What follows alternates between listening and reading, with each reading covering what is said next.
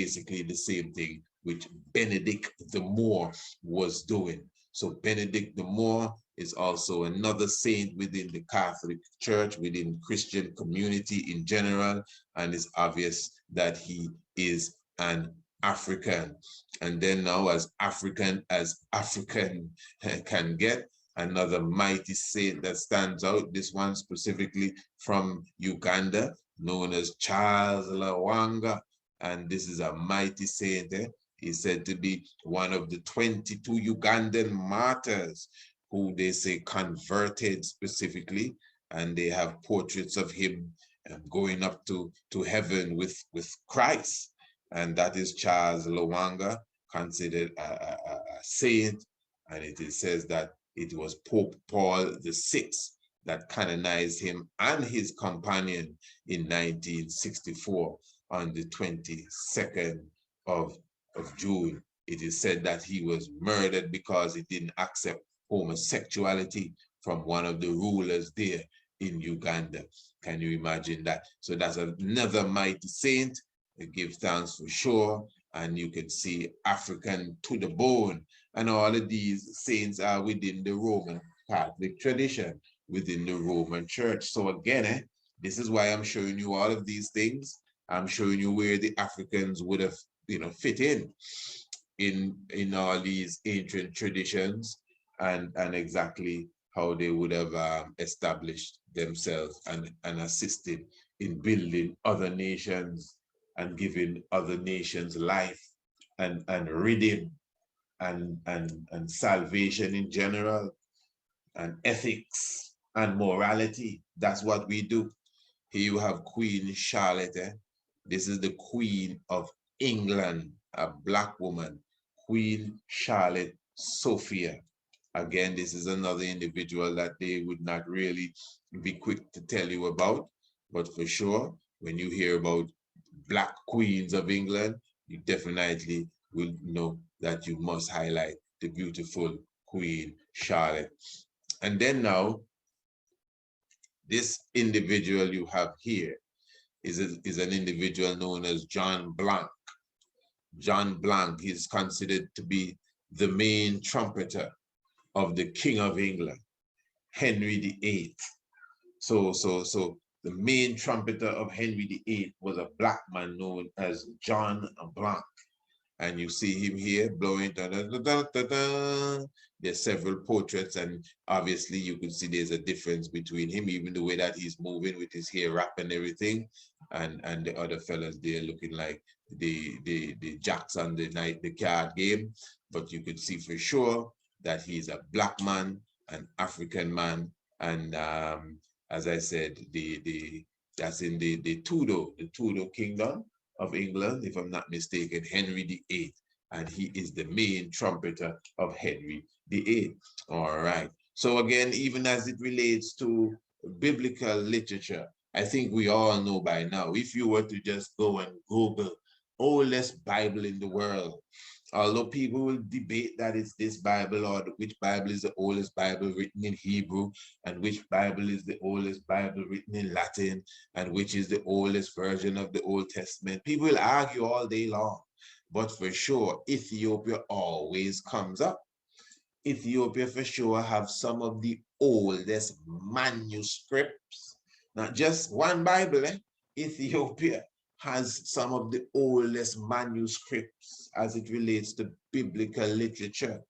When you say Ethiopia has the oldest Bible, you need to keep this in mind.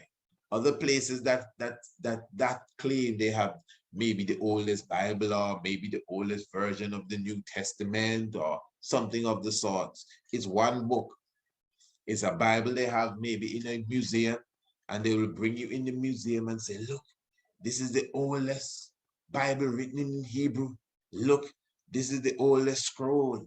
But when we say Ethiopia has the oldest Bible, it's not one Bible, In fact, I am sure nobody has ever seen the oldest Bible in Ethiopia. This is what I'm saying. So it's not a Bible somewhere in Ethiopia that is well preserved. That's the oldest Bible in the world. Ethiopia in general have the oldest religious writings. That's the point. biblically speaking. That's the point. The oldest biblical religious writings are in Ethiopia. Not one, not two, but they're all over, some of which people never see. I'm telling you, that's what I'm trying to say. There's thousands of old books in Ethiopia that are older than any other books that are considered biblical texts anywhere. So in other words, when you go to Germany and they show you this Bible from Leipzig or the Leonard Graf Codex or whatever, it's a book preserved. Maybe God's a God in it too, because it's one of a kind. But in Ethiopia, I mean, it's just common. Every monastery have an old Bible. Some going 500 years ago. Some gone back 1,000 years ago. Some gone as far back as 1,500 years ago. And that is in Ethiopia. So the point is, Ethiopia in general, when it comes to religious literature, on the level of biblical understanding, not just Christianity, but all that come out of the biblical level, biblical understanding, they owe credit to Ethiopia for preserving it, and obviously for being a foundation of it.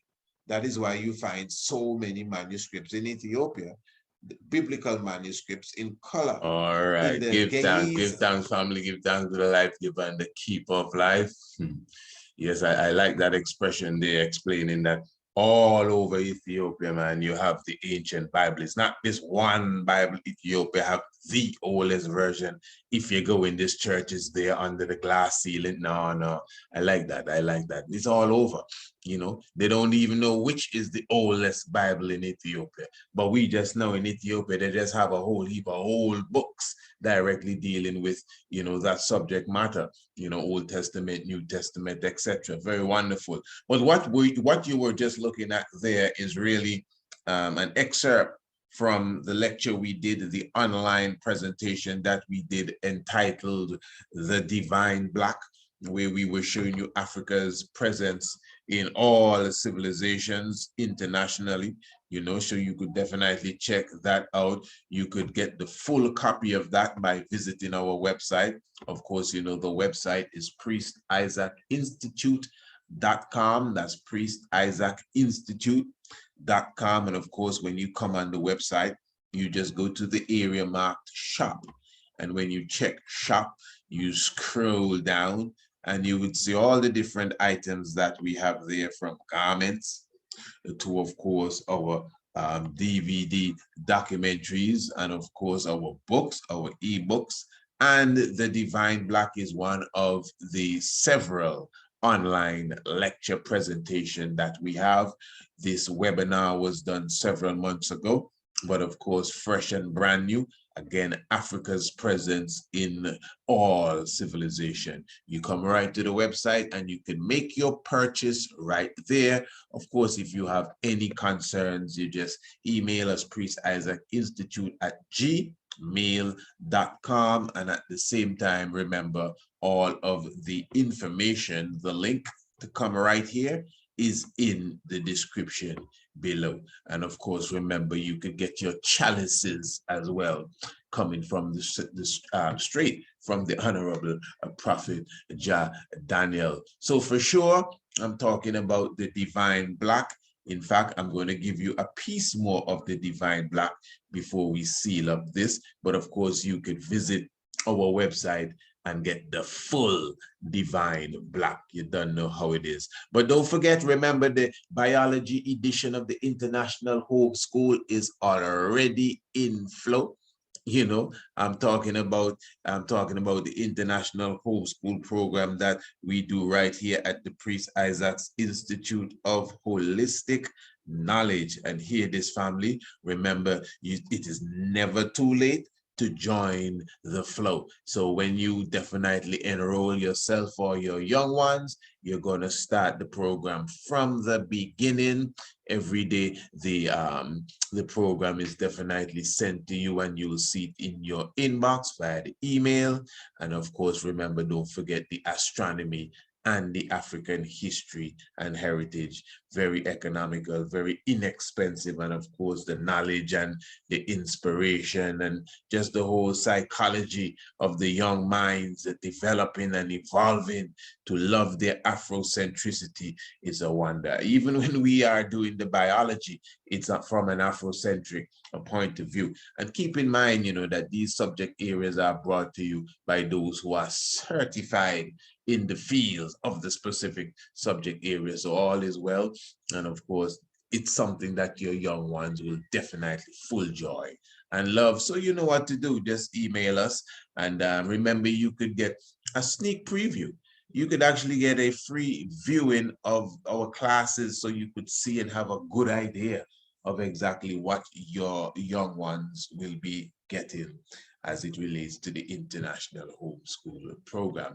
Keep in mind, you know, that the International Homeschool is a supplementary program, not necessarily a program to substitute whatever program it is in your vicinity. As I said, let me just give you a bit more of the divine black before we seal up this. Give thanks for your presence. Until blessed love. This is Byzantine Rome, and this is under the rule of Justinian II, and this is around 711 AD, and this is a coin that was minted during that time. That shows you Justinian. I think it is him and his son on one side, and on the other side you have a portrait of the Christ, the Yeshua, what people call Jesus Christ. But it is super obvious, it is over obvious that the Christ has a different look than Justinian. Now I know Justinian is a European, and let me explain this, family, so you could understand where we are going really with this. This is like 600 to 700 AD, yeah? So we're talking about what, 1700 years ago or so? All right, or more? No, not that much. No, not that much. About 1300 years ago. So we're talking about 1300 years ago. All right, good. And we're seeing a portrayal of Christ. So the thing is now, many of us, we tend to believe that this thing about Christ being black is some new fad, something that just came into fashion yesterday. But the point I'm making is that before Christ was white, Christ was black. Even if you believe it's just a religion and they made up the story, whether they made up the story or not, what about Zeus? Zeus is a make-up story, but before Zeus was white, Zeus was black. So I'm showing you before, to use the term Jesus, before Jesus was white, if this is supposed to be Jesus, doesn't look like him to me, but anyway, Jesus was black. So this Christ figure, look at his hair. You can see the hair is different specifically than the hair of Mr. Justinian there. You understand? And then now, when you go into the different catacombs, you have different, you have the different frescoes. Here you see the fresco of the young Christ. Above him, all of this is in the catacombs of Rome. Above him, you have the rainbow, the red and the gold and the green, and the young Christ figure with his disciples. These brothers have fros and afros. These are black Africans. And again, these are seen in the catacombs of Rome. All right, during the Roman Empire.